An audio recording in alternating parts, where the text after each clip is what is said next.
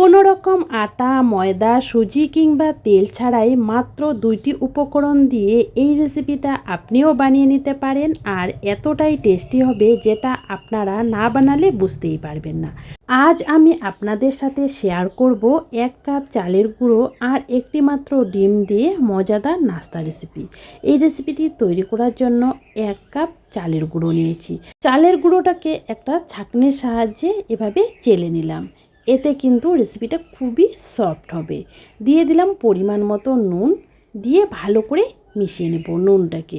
এই রেসিপিটা তৈরি করতে মাত্র 2টি উপকরণের প্রয়োজন, খুব সহজে কিন্তু তৈরি করে নেওয়া যায়। প্রথমেই আমি 1 কাপ চালের গুঁড়োর জন্য 1 কাপ পানি দিয়ে দিলাম। এখানে কিন্তু কোনো রকম গরম পানি ইউজ করা যাবে না। আমি নর্মাল তাপমাত্রার পানিটা দিয়ে দিলাম, দিয়ে ভালো করে মিশিয়ে নিলাম। এবারে আবারও 1/2 কাপ পানি এখানে অ্যাড করলাম। পানিটা দিয়ে আবারও ভালো করে মিশিয়ে নিচ্ছি। এই রেসিপিটা আপনারা যদি একবার দেখেন তাহলে কিন্তু বাড়িতে খুব সহজে তৈরি করে নিতে পারবেন, আর একবার খেলে এর স্বাদ আপনারা জীবনও ভুলতে পারবেন না। দেখো, স্মুথ একটা ব্যাটার তৈরি করে নিয়েছি। এবারে আমি এখানে দিয়ে দিচ্ছি একটা ডিম। এবারে একটা হ্যান্ড উইকের সাহায্যে ডিমটাকে ভালো করে ফাটিয়ে নেব। দেখো, ডিমটাকে আমি ভালো করে ফাটিয়ে নিয়েছি। এবারে আমি এই ডিমটাকে ব্যাটারের মধ্যে দিয়ে দিচ্ছি। এই ডিমটা দেওয়ার কারণে রেসিপিটা কিন্তু খুবই হেলদি হবে আর খেতেও কিন্তু দারুণ লাগবে। দেখো, ডিমটা দেওয়ার পরে আমি 3 থেকে 4 মিনিটের মতো ভালো করে মিশিয়ে নিয়েছি। এবারে ব্যাটারের ঘনত্বটা দেখিয়ে দিচ্ছি। দেখো, এরকম পাতলা করে ব্যাটারটা তৈরি করে নিতে হবে। দেখেই বুঝতে পারছেন ব্যাটারের ঘনত্বটা কীরকম হবে। দেখো, চামচের উল্টা দিকে কিন্তু পাতলা একটা আস্তরণ পড়ছে। এই রকম ঘনত্বের ব্যাটারটা তৈরি করে নিতে হবে। এবারে একটা তাওয়া বসিয়ে দিয়েছি, তার মধ্যে সামান্য একটু তেল ব্রাশ করে নিয়েছি। এই তেলটা আপনারা চাইলে ব্রাশ করতেও পারেন, আবার নাও করতে পারেন। আমি সামান্য একটু তেল ব্রাশ করে নিলাম। এখানে কিন্তু আর কোনো রকম তেল আমি ব্রাশ করব না। এই প্রথমবারই কিন্তু আমি তেলটা একটু ব্রাশ করে নিলাম। এবারে আমি ব্যাটারটাকে ভালো করে এভাবে মিশিয়ে নিয়ে 1 হাতা ব্যাটার দিয়ে দিলাম। দিয়ে হাতার পিছন দিক দিয়ে এভাবে ঘুরিয়ে নিতে হবে। ঘুরিয়ে নিলেই কিন্তু সুন্দরভাবে ছড়িয়ে যাবে। এবারে কিছুক্ষণ অপেক্ষা করব উপর থেকে, যতক্ষণ না ড্রাই হচ্ছে। দেখো, উপর থেকে কিন্তু ড্রাই হয়ে গেছে। এবারে একটা স্প্যাচুলার সাহায্যে আমি উল্টিয়ে নিচ্ছি।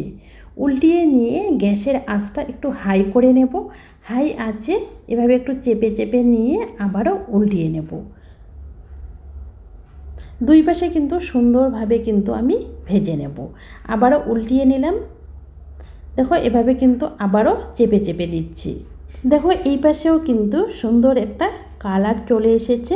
চেপে চেপে নেওয়ার পরে আবারও আমি একটু উল্টিয়ে নেব।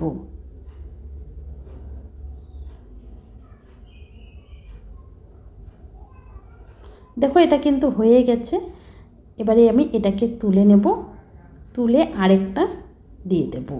এই রেসিপিটা কিন্তু যে কেউ তৈরি করে নিতে পারবেন মাত্র 2টি উপকরণ দিয়ে। খুব তাড়াহুড়ায় হাতে একদম সময় না থাকলে এই রেসিপিটা ট্রাই করে বিকেলে নাস্তায় বা সকালের ব্রেকফাস্টে রাখতে পারেন। দেখো, উপর থেকে ড্রাই হয়ে এসেছে। এবারে আমি উল্টিয়ে নিচ্ছি। আর দেখো, দেখতে কতটা সুন্দর হয়েছে। খুবই নরম তুলতুলে হয়। আমার এই রেসিপিটি আপনাদের যদি একটুও ভালো লেগে থাকে তাহলে প্লিজ একটা লাইক দিয়ে কমেন্ট করে জানাবেন। আর প্রতিদিন নতুন নতুন রেসিপি পেতে চ্যানেলটাকে সাবস্ক্রাইব করে পাশে থাকা বেল আইকনটা ক্লিক করে নেবেন নতুন রেসিপির আপডেট সবার আগে পাওয়ার জন্য। দেখো, আমি আরেকটা দিয়ে দিলাম। হাতার পেছন দিক দিয়ে এভাবে ঘুরিয়ে নিলাম। এবারে উপর থেকে ড্রাই হয়ে আসলেই কিন্তু উল্টিয়ে নেব। এইভাবে কিন্তু আপনারাও খুব সহজে এই রেসিপিটা তৈরি করে বাড়িতে খেতে পারেন।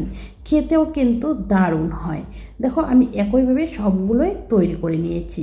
আর দেখো, দেখতে কতটা সুন্দর হয়েছে। দেখতে যতটা সুন্দর হয়েছে খেতে কিন্তু তার থেকেও বেশি টেস্টি হয়েছে।